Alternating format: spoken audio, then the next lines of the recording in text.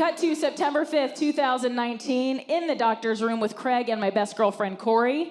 The doctor checks on my cervix, which if you've never had that done, real treat. And she's like, oh, you're actually dilated to 3 centimeters. And I was like, yeah, that's probably because of college, whatever. And she's like, no.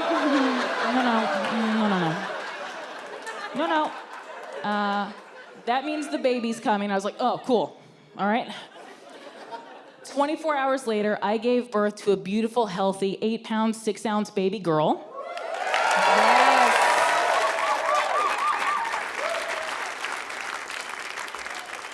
We named her Everly Ryan Burch Tovey, which means we hyphenated her last name, or as my dad says, ugh, fucking liberals. I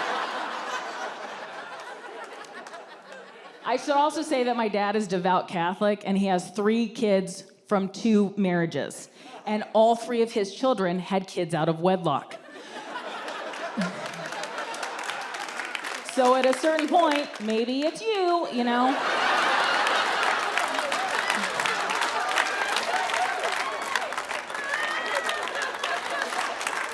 So,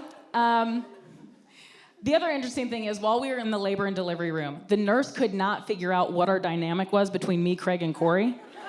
Because Craig and I, obviously I'm the one in the bed giving birth, but Craig and I weren't the affectionate couple that most married people are, right? So she didn't know if Craig and Corey were a couple and I was the surrogate, or if Corey and I were a lesbian couple and he was the donor.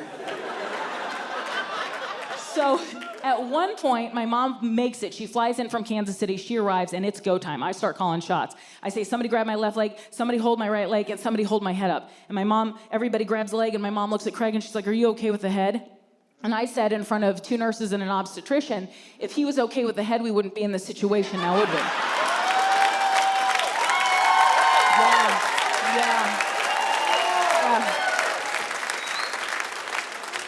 And now she knows who the parents are, okay? Now, my birth plan, which is an oxymoron, is that I wanted to go into labor on my actual due date, which was ironically Labor Day. I wanted to labor at home as long as possible until it was time for Craig to take me to the hospital, where my daughter would be born to the sounds of Nora Jones and Sarah Bareilles. And then eventually somebody would bring me sushi and a latte, and then I would be back to running my regular 3 miles by the end of the month. Yes. You hear the moms laughing in the audience like, oh, you dumb bitch. That's, right?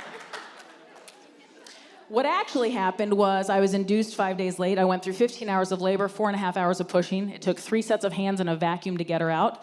When she was out, they realized my uterus ripped and they had to stitch it manually without an epidural. Now, oh, I brought the room down. You should have been there, way worse for me.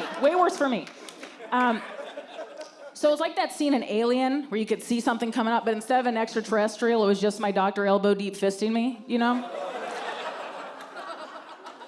After that, I proceeded to bleed out on the table. I projectile vomited on my daughter, and I lost my hearing for 4 minutes. But then,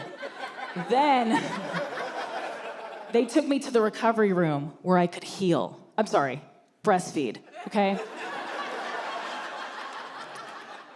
Now, this is where it gets interesting. My daughter has something that's called a strong latch, okay? So with just her gums, she ripped off the tip of my right nipple. Yeah. Lactation specialist comes in and looks at it, and she goes, that should grow back. What? What kind of reptile shit is that? It's gonna grow back? Fucking hell. You should know it did grow back, and a little longer than expected. So.